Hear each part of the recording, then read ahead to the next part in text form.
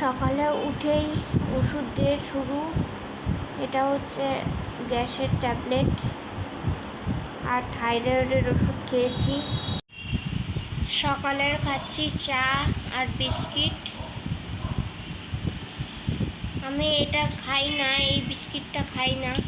আমি খাই হচ্ছে সুগার ফ্রি বিস্কিট, কিন্তু আজকে নেই তাই এটাই খাচ্ছি এখন।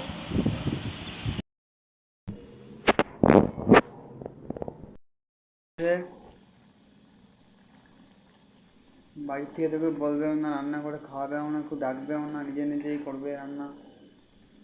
এই হচ্ছে অসুবিধা, শরীর ভালো না করছে ভাবেই। ভালো নেই, বাড়িতে প্রচণ্ড অশান্তি। কি নিয়ে অশান্তি তোমাদের সাথে বলি, শেয়ার করি। আমার হিমোগ্লোবিনটা কম, 7.5। রান্না করতে কষ্ট হচ্ছে, কিন্তু রান্না তো করতেই হবে বলো। আর আমার কিছু খেতে ইচ্ছা করে, কেউ তো এসে করে দেবে না যে ওকে কিছু করে দিই। আগে মা ছিল, মা করে দিত, তো আমাকে বলছিল বেশি কিছু রান্না করতে না, একটা তরকারি করতে। ওই আমি একটু চাটনি করেছি ব্যাস। আর ওকে আবার দাঁড়িয়ে থাকতে হয়, ওরও কাজ আছে, কারণ বেতন তো বন্ধ।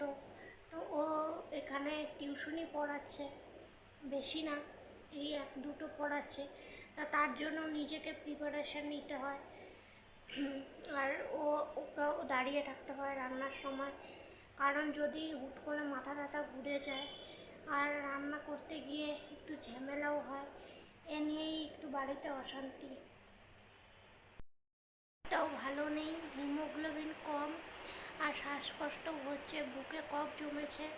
একটা সিরাপ খাচ্ছি, ডাক্তার দিয়েছে, শুকনো কাশি, মানে কফটা জমে আছে তো, একটু কাজ করলেই হাঁপিয়ে যাচ্ছি। সেজন্যই ভালোর জন্যই বলছে কাজ করতে না, কিন্তু মন তো বলে যে একটু রান্না করি। অনেক দিন পরে চাটনি করলাম, আর খেতে ইচ্ছে করছিল, সেজন্যই করলাম।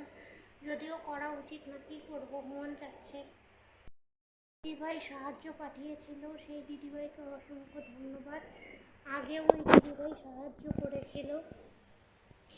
তোমাদেরকে অসংখ্য ধন্যবাদ যারা আমাকে সুন্দর সুন্দর কমেন্ট করো, পাশে আছো। আর তো কেউ নেই আমার, তোমরাই আছো। আর বেশি কথা বলতে পারছি না, প্রচণ্ড শ্বাসকষ্ট হচ্ছে। তো আজকের মতো ভিডিও এটুকুই। সবাই ভালো থেকো, সুস্থ থেকো, আবার পরের দিন দেখা হবে।